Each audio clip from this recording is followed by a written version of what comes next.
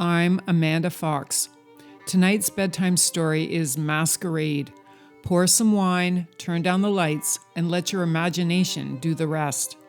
This one's about a mysterious masked ball, two strangers drawn together by chemistry they can't name, and a night where anonymity makes everything possible. Let's begin. The invitation arrived on thick cardstock with gold embossed lettering. You're cordially invited to an evening of mystery and enchantment, black tie, masks required. An address in the old quarter of the city where the buildings still have keystones and cornices, where money whispers rather than shouts.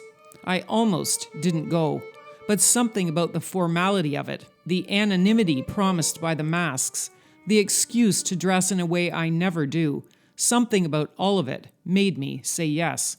Now I'm standing in my bedroom in front of the full-length mirror, and I barely recognize myself. The dress is black silk, backless, cut on the bias so it clings and flows simultaneously. It cost more than I should have spent. The neckline plunges in a deep V that stops just short of scandalous. When I move, the fabric catches the light and seems to ripple like water.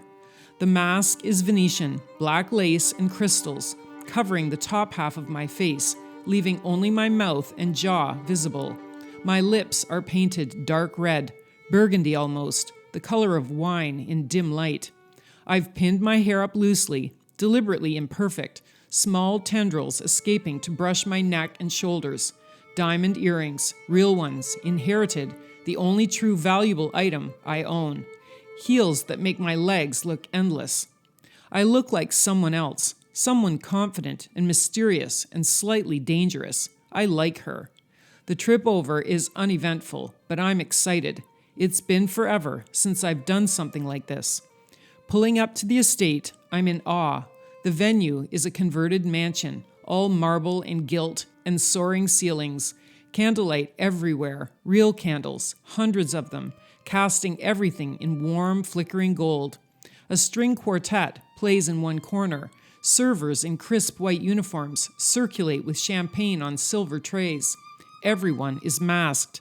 Everyone is beautiful. Or perhaps the masks make us all beautiful. It's hard to tell. I take a glass of champagne from a passing tray and position myself near one of the tall windows overlooking the garden. Good vantage point. I can observe without being obvious, which is what I do best. The room fills gradually. Jewel tones and metallics, feathers and silk and velvet. Some masks are simple, others elaborate. One woman wears a creation of peacock feathers that must extend 2 feet above her head. A man in silver has fashioned his mask to look like armor, medieval and imposing. I'm eyeing the crowd, cataloging details when I feel it, that distinct awareness that comes from being studied. I don't turn immediately. Instead, I take a sip of champagne and let my eyes drift casually across the room until I find the source. He's standing near the opposite wall, partially obscured by a marble column. Tall, very tall, I can tell even from here. Dark suit that fits like it was made for him, which it probably was. His mask is simple, black, covering the upper half of his face, but leaving his mouth visible. And his mouth, God, from across the room, I can see it's beautiful. Full lower lip, the kind of mouth that makes you think about kissing, about teeth and tongue and the sounds people make when they're losing control. He's staring at me, not pretending not to, not looking away when I catch him, just staring with an intensity that makes my skin feel too tight. I hold his gaze for 3 seconds, 4, 5. Then I smile slightly and turn back to the window. The game has begun. I feel him before I see him, that shift in the air that happens when someone enters your immediate space. You're not dancing, he says. His voice is low, textured, British accent, though I can't place the region. The kind of voice that sounds like it should be reading poetry in a dark room. I turn slowly, and up close, he's even more devastating. Probably 6'2" or 3, broad shoulders, the scent of him, something woody and clean. His mask reveals a strong jaw, the shadow of stubble. Neither are you, I reply. I was waiting. For what? For you to finish your champagne. I look down at my glass. It's empty. I didn't realize. Shall we? He extends his hand. I set the glass on a nearby table and place my hand in his. His fingers close around mine, warm, firm, confident. He leads me onto the floor where other couples are already moving to a waltz, and suddenly his hand is on my bare back and we're pressed together, and I can feel the heat of him through the thin silk. I'm Damien, he says, and I know immediately it's not his real name. That's the point tonight. We can be anyone. Vivian, I reply. Also not my real name, not even close. Vivian, he repeats, and the way he says it makes it sound like something precious. French? Maybe. Are you really British, or is that part of the costume too? He laughs, and I feel it through his chest where we're touching. What do you think? I think you're very good at this game. What game is that?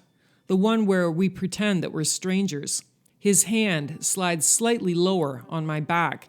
Not inappropriate, but deliberate, testing the boundaries. Aren't we strangers? Maybe, I sigh. We're moving now, and he's a good dancer, really good. He leads with just enough pressure that I know where to go, but not so much that I feel controlled. There's an art to it. You didn't answer my question, I say. You didn't ask one. I asked if you were really British. And I asked what you thought. We're sparring, verbally dancing while we're physically moving, and I'm enjoying it more than I've enjoyed anything in months. I think, I say slowly, that you could be from anywhere. I think the mask and the accent might both be real, or might both be performance. I think you're the kind of person who understands that mystery is more interesting than answers. His thumb strokes once across my bare skin. Perceptive. Am I right? Does it matter? Not really, no. The music shifts into something slower, more intimate. He pulls me fractionally closer. Not enough that anyone watching would notice, but I notice. I notice everything about him. The way he smells, the way he moves, the fact that he's looking at my mouth when I talk. What do you do, Vivian? He asks. In the real world. Tonight, there is no real world. That's the point. Ah, cheeky. What do you do in this world, then? I observe. I notice things. What have you noticed? You have a scar, I say, touching the edge of his jaw, where a thin white line is just visible below the mask. Childhood accident. Fell off a wall trying to impress a girl. Did it work? She was 6. She cried and told her mother I was being too wild. I was banned from her birthday party. I laugh, and his eyes crinkle slightly. He has beautiful eyes. I can see that much through the mask. Dark, intelligent, focused entirely on me. What else? He asks. You've danced before, properly. You've had lessons.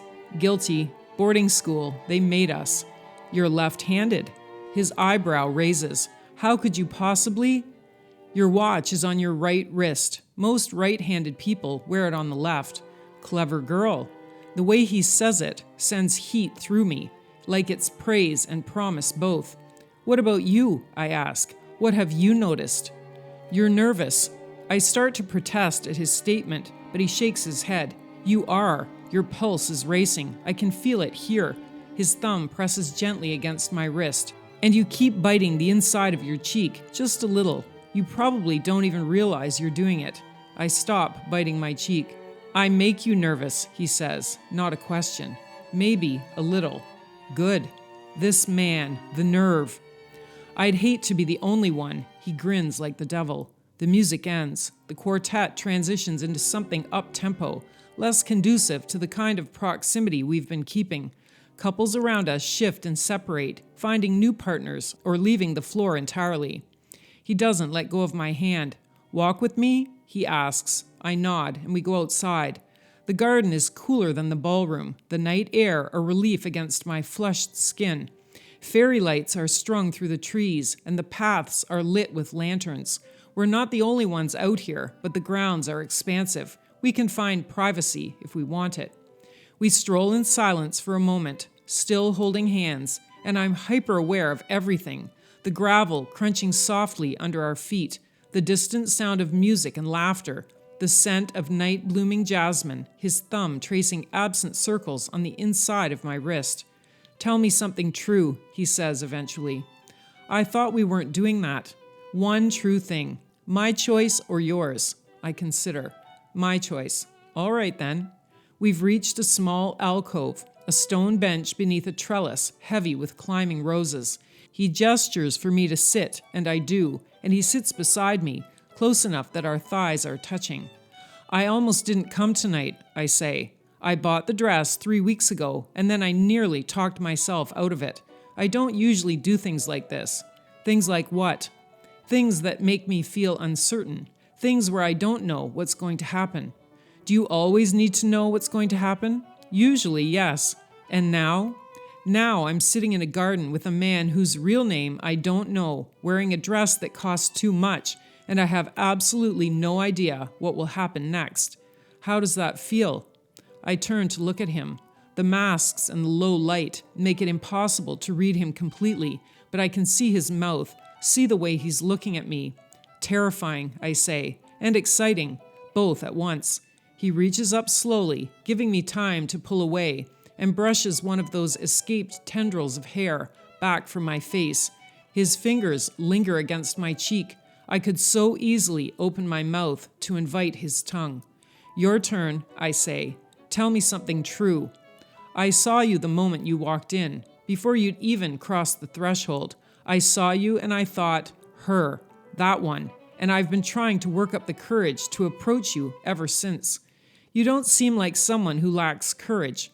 You don't seem like someone who would be uncertain of anything. I guess we're both full of surprises tonight." His hand is still on my face, his thumb now tracing my cheekbone, and my heart is pounding so hard I'm sure he can hear it.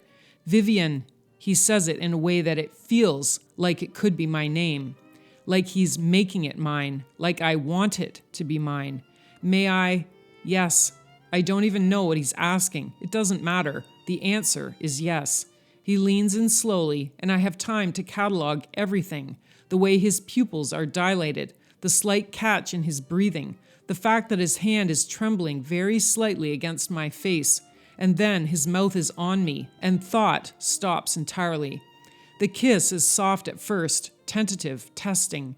His lips are warm and taste faintly of champagne, and he kisses the way he dances, confident but not aggressive, leading but letting me meet him halfway. I lean into it, let my hand come up to his chest, feel his heart hammering under my palm. He makes a small sound, surprise or pleasure or both, and the kiss deepens. His other hand finds my waist, fingers splay across the small of my bare back, and the contact makes me gasp slightly. He takes advantage, his tongue sliding past my lips, and suddenly the kiss isn't soft anymore. It's urgent, hungry, the kind of kiss that makes you forget where you are. I thread my fingers through his hair, dislodging his mask, and he does the same, both of us then reaching up to remove the other's disguise entirely, because this requires seeing each other fully. Unveiled, I see his face for the first time, strong features, dark hair that's slightly mussed now, eyes that are fixed on me with an intensity that makes me feel pinned in place. When my mask comes off, he pulls back to look at me, and whatever he sees makes him draw in a sharp breath. "God," he says, "you're..." But he doesn't finish because I'm urging him back to me, kissing him again, and his arms come around me properly now, holding me against him, and I can feel every plane and angle of his body through my dress. We break apart for air, and he's breathing hard, his chest heaving, his forehead resting against mine. "We should..." he starts. "Yes." I don't even know what I was going to say. "It doesn't matter. Yes."